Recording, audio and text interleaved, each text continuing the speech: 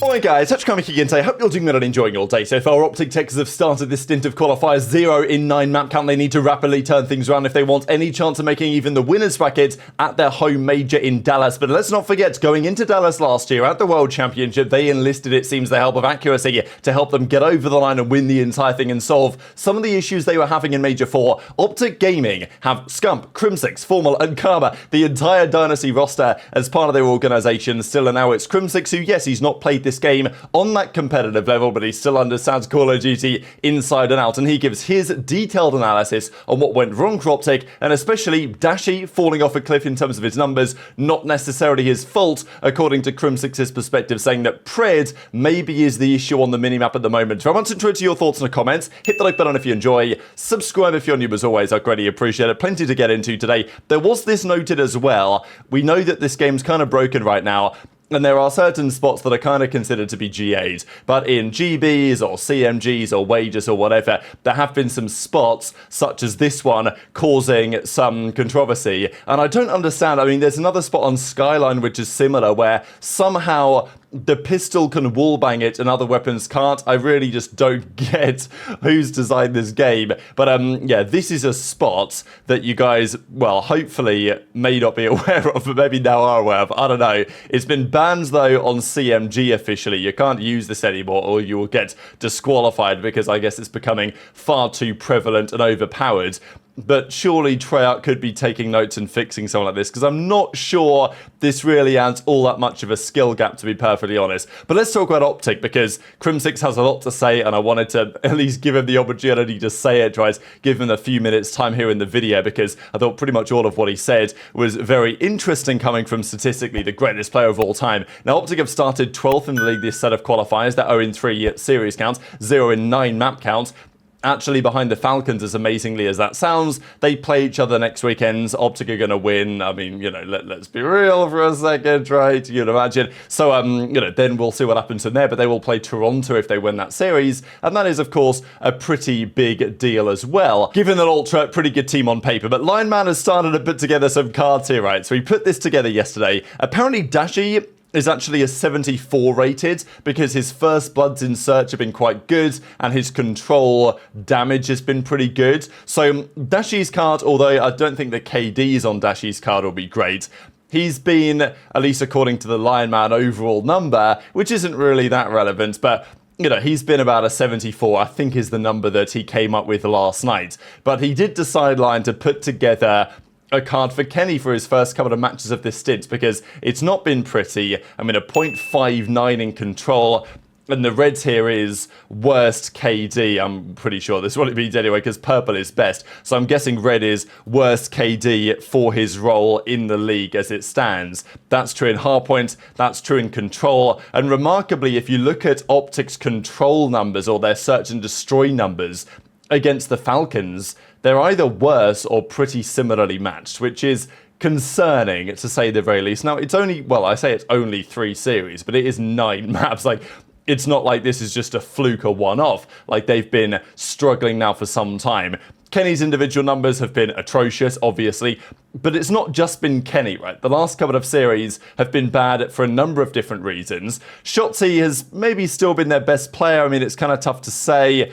I think he's been trying his best, but he's not looked good either. Dashy's level has fallen off dramatically, and Pred, statistically, for the first couple of series, had about a 1+ KD, and even the 2 series he played back in December, before he was dropped, he also had a Slayer rating of in the 90s. But the most recent series against Ravens, it was a shambles for Pred. He had a really rough time, and it wasn't just his KD and his assists and his engagements, it was also mostly, according to what we're going to see in a second, discussions related to decision-making on the map. Now, look, should it be a massive surprise that Pred's decision-making isn't right where it needs to be? He took a couple of months off. He played Aussie ranked play for a couple of months, and then he came back into the CDL. It took OpTic quite some time last year to really get to grips of how Pred and Shotzzy should play together, when they need to play around the hill, when they can go for flanks. And, you know, look, the reality is this game just plays different to last year's title. OpTic need to understand and adapt for that.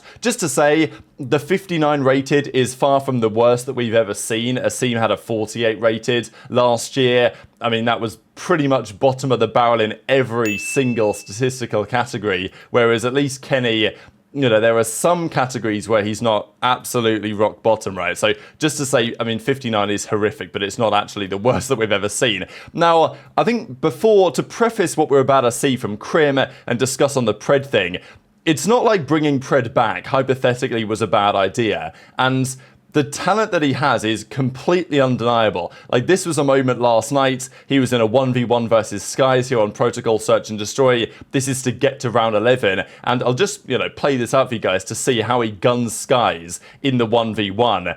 I mean, look at this gunfight. Insane gunfight to win. Not many players have the talent to actually win a gunfight like that. Pred does. But that's Search and Destroy, that's a 1v1, that's when he knows where the guy is. But in Hardpoint, when you have at times more difficult decisions to make, that's when the decision making has really been particularly lackluster, because it's not like Optic can't shoot straight, that's the point. But it feels like Optic get into this cycle where they start the game badly and then they just roam around the map playing individually and just doing what they want. Pred likes to, you know, make these little flank plays and play for a kill when he might need to. If the team was well drilled and maybe more disciplined, maybe Pred wouldn't do that. But I just wanted to share a few minutes here of what Crim had to say, because he was watching this gameplay, certainly the hardpoint, and was mind blown on multiple occasions as to what they were doing. I'll share one or two of them, and then I'll share kind of his discussion around the topic. Who played the best? Who played the worst? I mean, there was no one that played the best, really. But, you know, Crim even went on after this clip. I don't think I've got the clip to share for you guys here, but he did say that as far as he is concerned, Pred was the worst player on the team during that particular series. Maybe not statistically, although he wasn't far off, but in terms of impact, Pred was the one making some mistakes. But it's not just been Pred in recent times. Pred should have gotten the hill right there. Honestly, yeah, fundamentally, when we talk about fundamentals, like this is we've talked about like, Carolina. This is a team that's going to have. So what the fuck are they doing? Kind of said last night.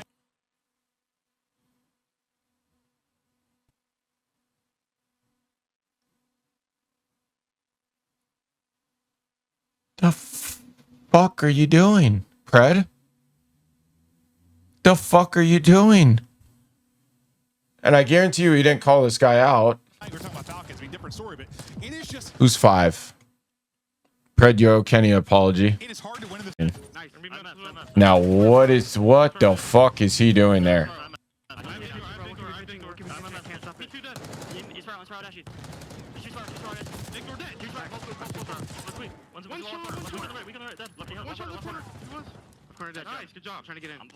Look at Pred. 7.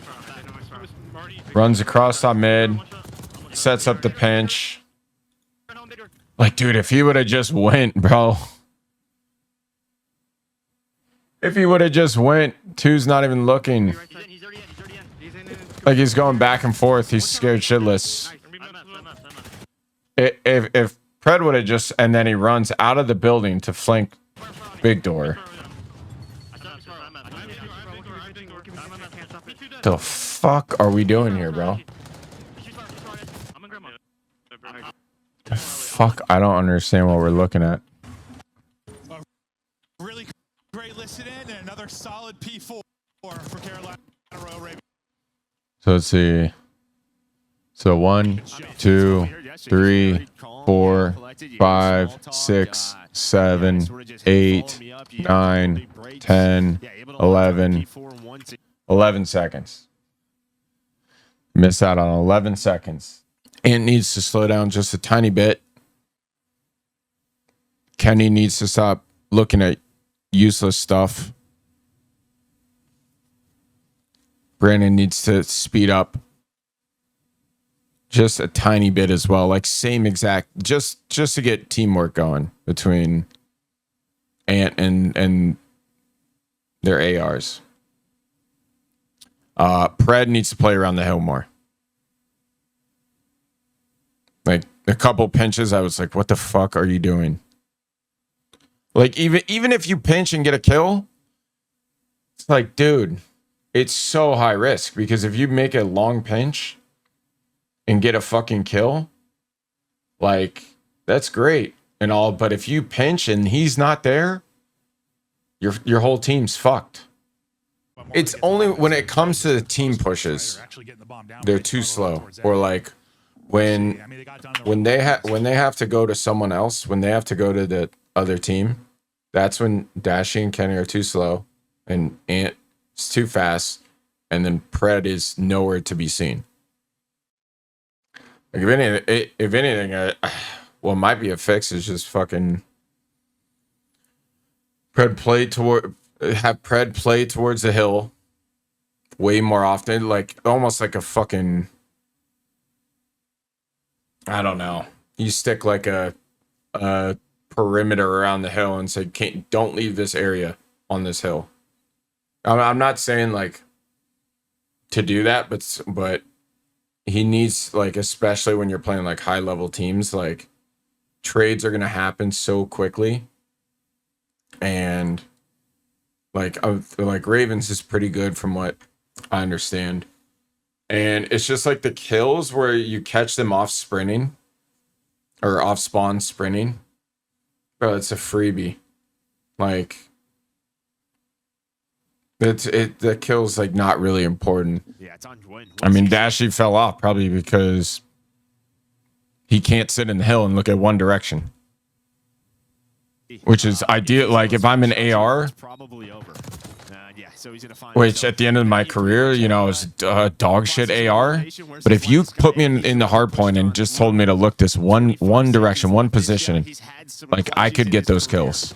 But if I gotta sit there and look at 3 different fucking things at the age of 28, I'm getting bodied. And obviously Dashy would be better than me in those scenarios, but it just makes his job 100 times harder. You give the guy in the hill one lane or one thing to look at, usually he's gonna survive, right?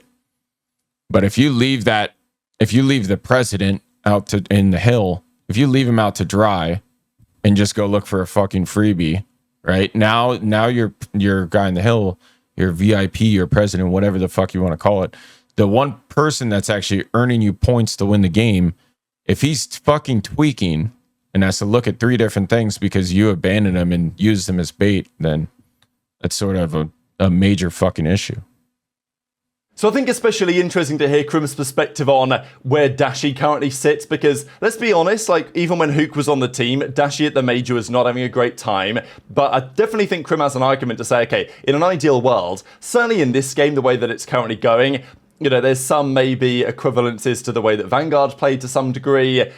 ARs do kind of like being in the hardpoint. Not every team does this, of course, but Attached the other day in the series that they played against Boston, he had nearly 3 minutes in the hardpoint map 1. So there is maybe a trend towards AR sits in the hill, and if his teammates are pushing out the lanes, but actually controlling those lanes and controlling those areas, the guy in the hill can have a decent time because he can just soak up the time, kind of like what Dashy did last year for OpTic, really. And this year it looked like Dashy was going to change that playstyle a bit, be more aggressive, other people would pick up the time, but as time has gone on, I think the pros have adapted the way that they play the game. Crim's opinion is, though, sometimes Pred and even the other guys are just going too rogue. They're not playing well as a team at all, and against some of the top teams, that is going to hurt you considerably. So I think Crim's analysis feels very valid to me. Obviously, it's difficult to say, oh, Crim don't know what he's talking about, because obviously he does. Has he played this game at the high level? No. But I kind of wanted to let Crim's perspective do the talking for itself. What I wanted to discuss was whether Crim should be involved on a more consistent basis with the team, because the roster clearly needs some help. And obviously it doesn't reflect great on Karma right now. We've talked a fair bit recently, and probably may continue to, about coaches, how impactful they really are.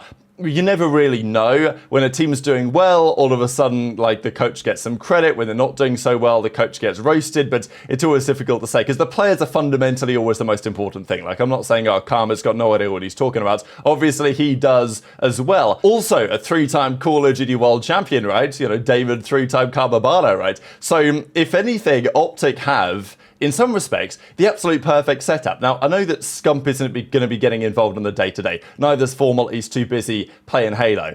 Obviously, Karma is actually their head coach, and Crim's racing a lot of the time. So I'm not saying that Crim should be in the room, right? They've got to get rid of Karma, put Crimsix in, like that. Coach Crim is going to be the man to take them back to the top. Like, I'm not saying that's the solution, because Crim's obviously got a busy life himself. But let's not forget what happened before last year's Call of Duty World Championship, right? When they turned up to Dallas, accuracy was to some degree in tow helping the organization, at least we believe, that they will never say that officially. And it seemed like accuracy was massively important. I don't know what accuracy said to those guys, but from Major 4, when they could not seem to buy a kill, to going into the World Championship and unlocking Pred and Kenny, you know, it just felt like that team needed, and they got it with accuracy, some sort of additional help or someone else in the building to maybe say the right things at the right time. Who knows? I don't know. But right now, the team clearly needs some sort of structural change. And in the same way as when Thieves was, you know, in Vanguard with Kenny on that roster and they were pretty bad, they brought in Shane as an assistant coach, they swapped the roles around, and that was served as the catalyst for them becoming by far the best team in the game at the end of that season. Maybe Crim stopping by for once a week to give his thoughts. I don't know. It might be something to consider. But it's just, for OpTic, when you've got that amount of resources and that amount of talent as part of the organization, and your Call of Duty team is struggling, you've got to think that there's a better way to approach this maybe. Look, Crim's obviously going to come on streamers, give his take while he has the opportunity to do so. I think he's racing maybe next weekend or something again. So he's got a busy packed out schedule. But still, I was making this point when Karma was there and they weren't using him as a coach. It was like, well, surely like it just makes sense, right? And now Crimsix is back as well. I mean, you've got the greatest players ever on your organization, like 4 of the 5 greatest ever players. You know, with Clayster the exception, not part of OpTic right now, and maybe Simp's in that discussion, depending on your perspective, are part of OpTic Gaming. But yet the main roster is having these issues. I don't know. Tweet your thoughts in the comments. Just one final thing. This was a screenshot from a while ago that OpTic posted, and you can see that if you zoom in on the scoreboards, they had just scrimmed a Falcons team, and they were beating them 182-35. So maybe there is some hope still for this upcoming weekend. But very much enjoyed your thoughts on all of this stuff in the comments. Hit the like button if you enjoyed. Subscribe if you're new. Take care, and I'll see you next time.